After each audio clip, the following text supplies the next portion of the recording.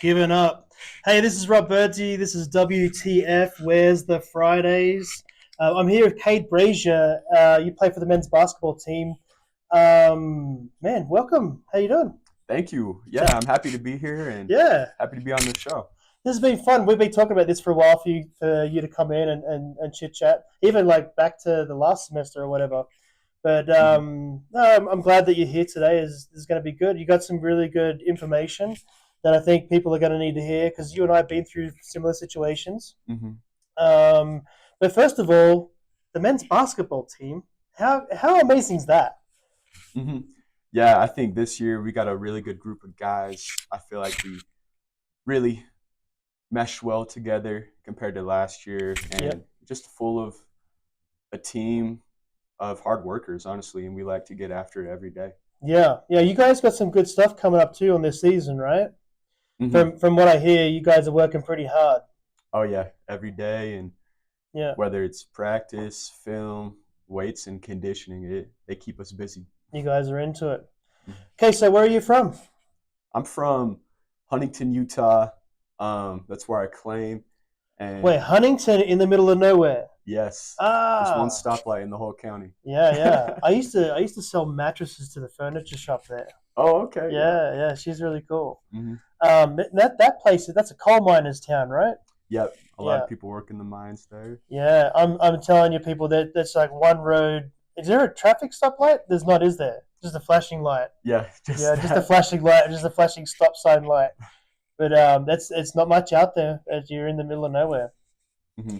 What was it like growing up there?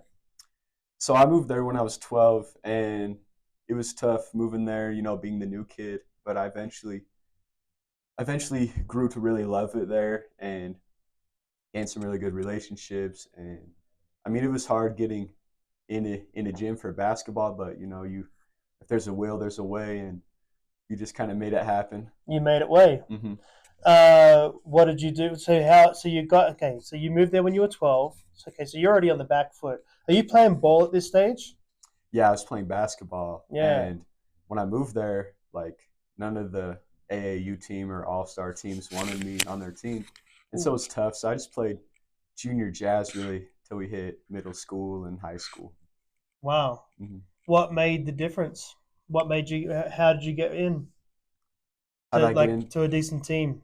Yeah, just kept on working on my own. There's this outdoor hoop by Huntington Elementary, uh, and I would just go there all the time and get shots up, work on my game, Yep. and make sure I was ready for the high school and middle school level. Relentless, huh?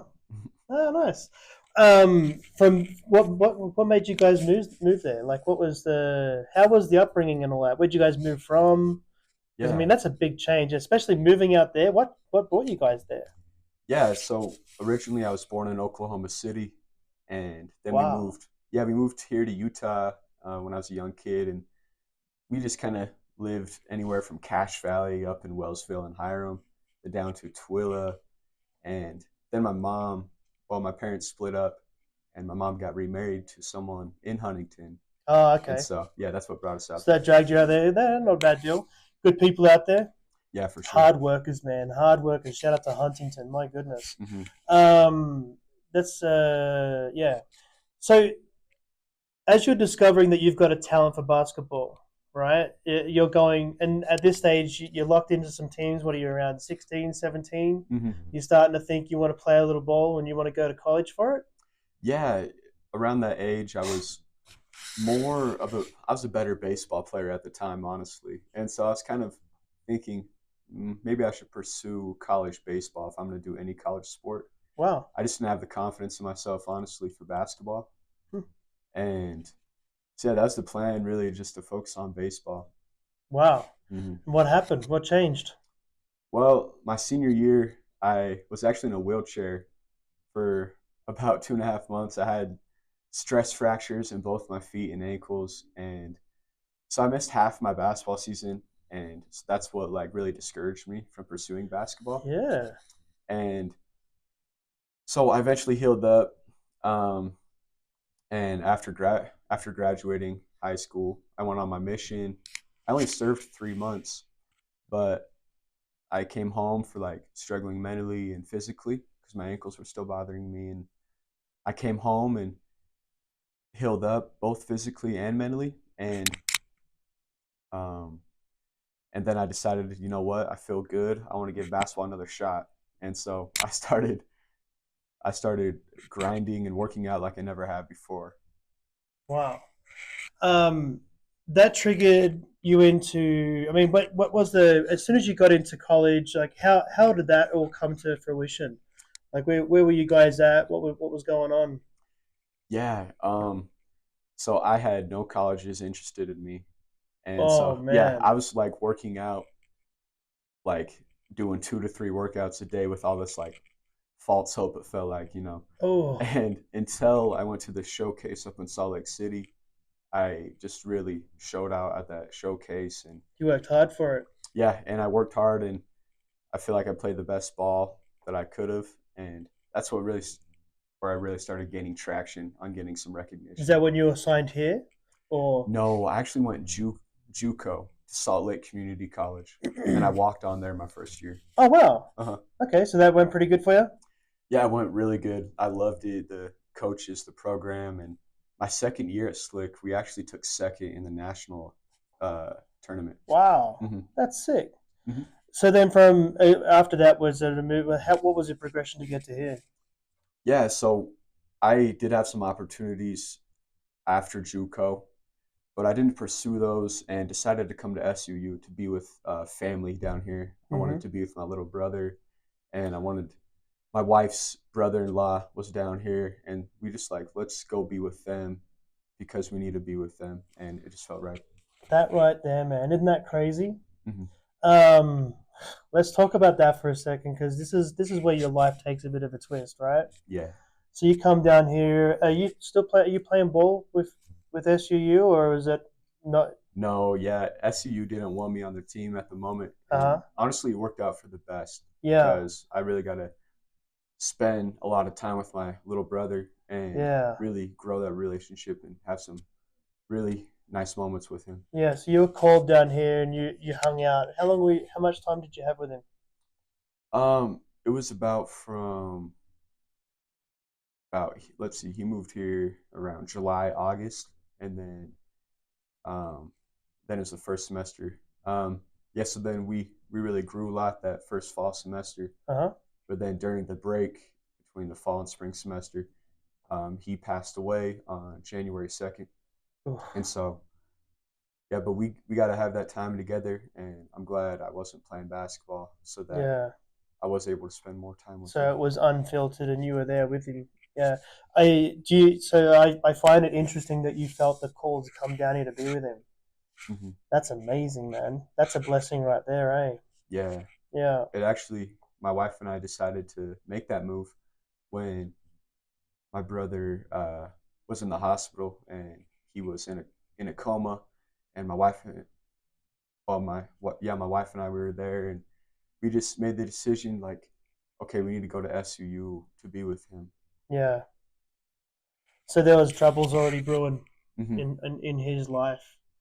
Man, I'm so sorry to hear that. I mean, with so you've experienced death, and that's, I mean, it's there's no words for it, right? When it's just a big hollow opening, and especially in that situation, so many questions get left unanswered, right? Oh yeah, Yeah, most definitely. yeah, yeah. Sorry to hear about that. um, where coming out of that though, how did you put things back together, and how did that put life into perspective for you? Yeah, um, actually, I feel like things weren't put back together until about a year afterwards, and Yeah, I had a really of a like a personal moment, and then things started to click, and I feel like ever since that moment, yep, I started to heal a lot. yeah. So It's like a pivotal point, isn't it? A couple of things happened to me, and that got me to that point as well. Because I mean, I feel like I was bleeding out every day, yeah, and it's not, and I don't mean that, and forgive my words, because I don't mean like your life's put back together. Life never gets put back together the same. It's always different, and from you question things. You know what I mean? Hmm. But it's put back in a different way, and it's up to us to be able to deal with, adapt to, and understand the best we can, and to push on. Right? Sometimes you got to dig a little deeper. Yeah. Yeah, that's a tough situation to be in. So I'm sorry about that. Yeah. Thank you. As you hit that pivotal moment, um, what got the fire going back inside you to get back on path of what you want to do in life? What gave you that spark? Yeah. I guess going through that and experiencing that, it kind of made me want to step up and represent myself, my brother, my family a little bit better. And so I started working out again. And Coach Jeter came in, a new head coach, and I reached out to him, and they invited me to their summer workouts. And I was on the team all throughout the summer. This was just a few months after my brother passed away, and Wow, yeah, and so I was on the team all throughout the summer, and then that's a shout out right there. yeah, yeah, That's so it was beautiful. yeah, it was a great opportunity, So straight away and you had family, yeah. right? Hmm. But then on August 21st, my birthday, actually, I got cut from the team. Oh no! Yeah, no, it's all good. It worked out for the best because when I got that call back in December, he called me in mid-December, halfway through the season, and invited me back on the team, and it just made it so much more, Meaningful. yeah, meaningful to me. And Yeah. so it's okay. Like it all works out how it's supposed to. Yeah, sometimes you go through things just to maybe it was a taste to show you you could do, and then it was a reset for you. Hmm. And the fact that you got a call back, I mean, not too many people get called back. You know what I mean? That's Yeah, pretty. That says something, and you must have showed them something that you have that someone else doesn't. You know yeah, what I mean? Which is probably the tenacity to be able to push through hard things. Yeah. yeah, Do you feel like you train harder? Do you feel like you work for everything you've got? yeah. Most definitely. Yeah. Ever since growing up, we would have to, like, if we wanted to do some extracurricular activities, like you'd have to work for it. And I mean, I got this chip on my shoulder anyways, because when I was 14, I actually got in trouble with the law.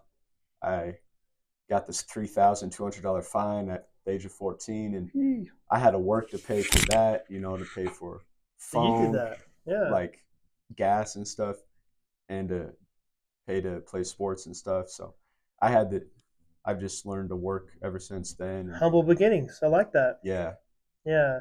You like honestly, man, talking with you every time we've had interactions, you're a great conversation. You're very well rounded. Um you're a very open soul, and I've never ever noticed you to be held back. And I think that's genuine in people, and I appreciate that, you know? yeah. Well, thank you. I appreciate you for being open minded and Yeah, willing to listen and hear me for who I am, and it means a lot. absolutely.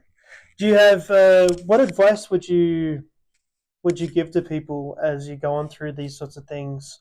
If they're in the thick of it, what would you say? Um, I'd say to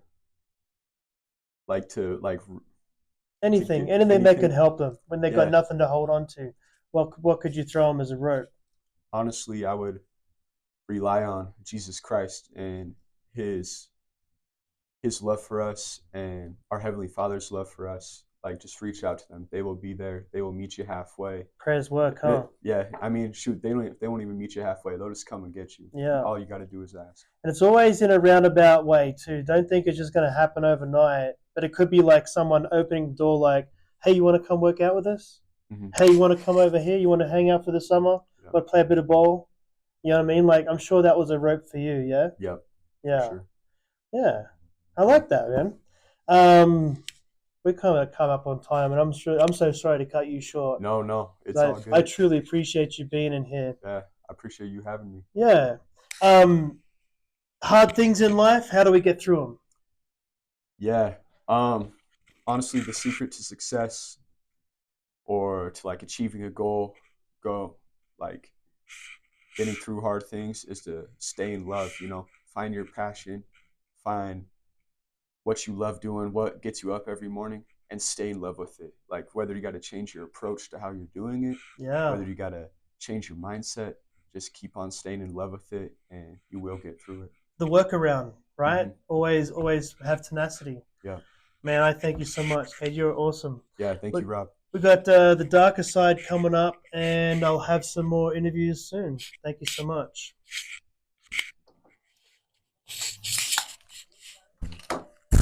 So we can talk for a little bit longer. I just want to talk a couple of things.